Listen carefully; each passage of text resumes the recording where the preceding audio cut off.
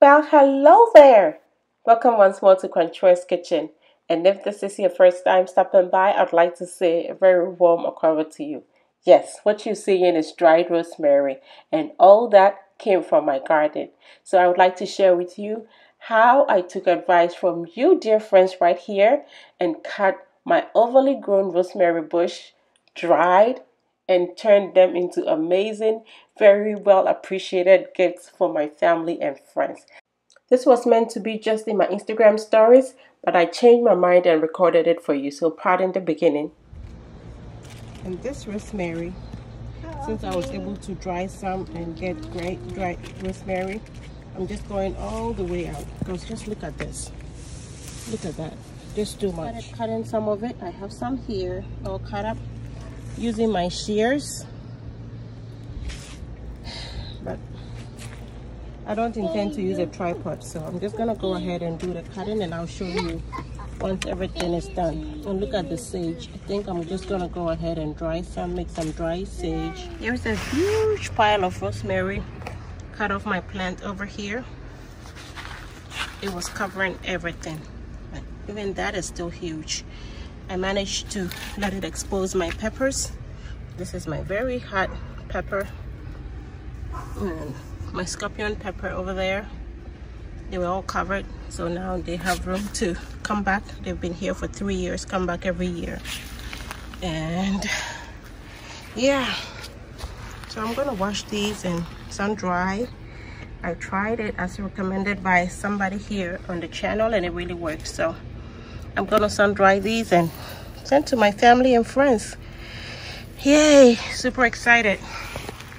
This is species of jute leaf, ayoyo. This is a different kind. It grows very tall, super tall if you let it.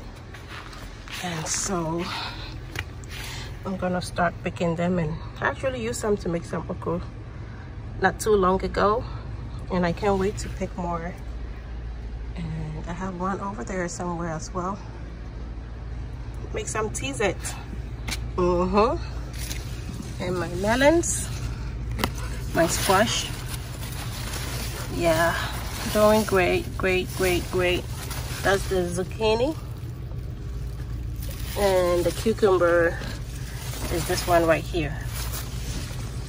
Yeah, super excited.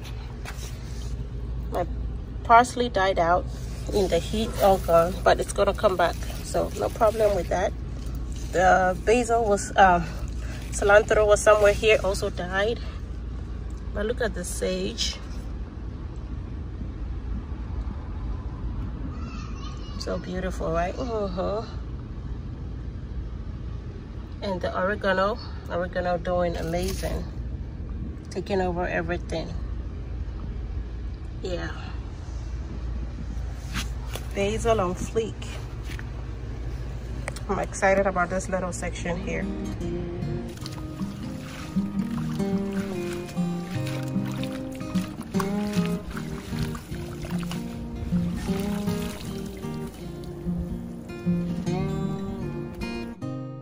So friends, you really don't need to rinse off your rosemary if you cut parts of the plant or the branches that are shooting up, not touching the soil or anything. But I went all the way out trying to trim this plant, trying to make the most out of it. If I was going to cut and get a lot, I wanted to get as much as I could. So I ended up cutting some of the parts that were almost like crawling on the ground. Some of them were about to have roots. You know, they can just stretch and have roots. So that's how come it's so much. The roots or the stem, when it touches the ground, grows roots, and then it starts spreading all over. So those parts had soil in it, and of course I didn't want the soil being dried along with it, so I gave it a good rinse to make sure everything is clean, pure, and wholesome. But if you are cutting the parts just shooting up beautiful like I would normally cut just to cook with, you don't need to rinse it off, just dry it.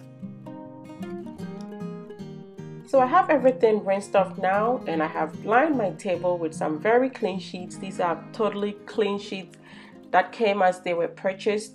I use them to package stuff, so absolutely clean.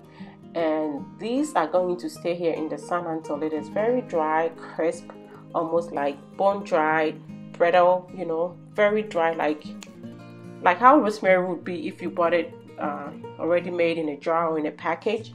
And I live in Arizona, so that wasn't too much to ask for. You know, we've had record high temperatures, we've had 118-degree weathers.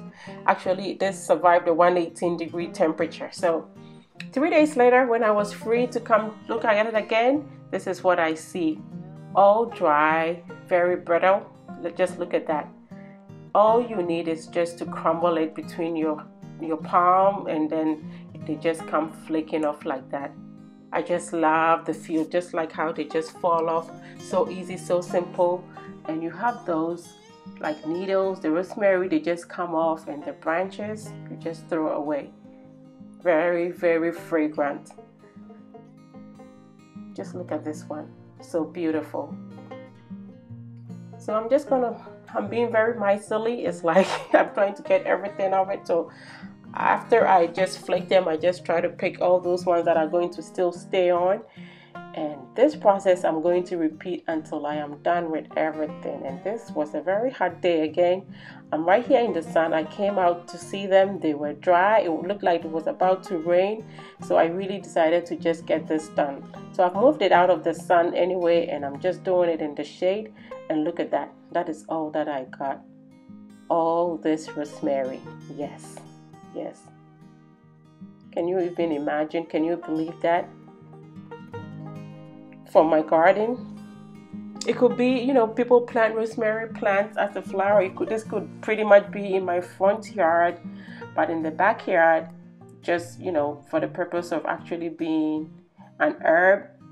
And look at all this, or spice. So you can just grow one plant, watch it good, very careful with it, and end up with all this. And you can bless your friends and family with this as well. So I let this sit for a few more days. I had other things to do. I was actually trying to figure out what to package them in. I was going to order some containers online, and then I remembered I actually have packages. So I'm going to be using these packages that I've had in my house. I had used them previously to package some cereal. Yes, one day I hope to introduce my Winamix to you. Delicious, great breakfast food. Even better as baby food, especially when you're weaning your little ones.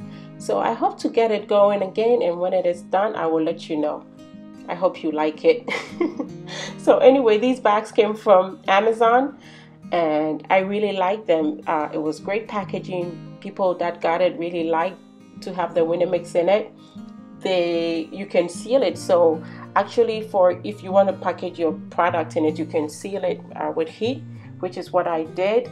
And then when it's open, it turns into it's just a bag that is like it has a press-on lock, so you can have it sealed airtight.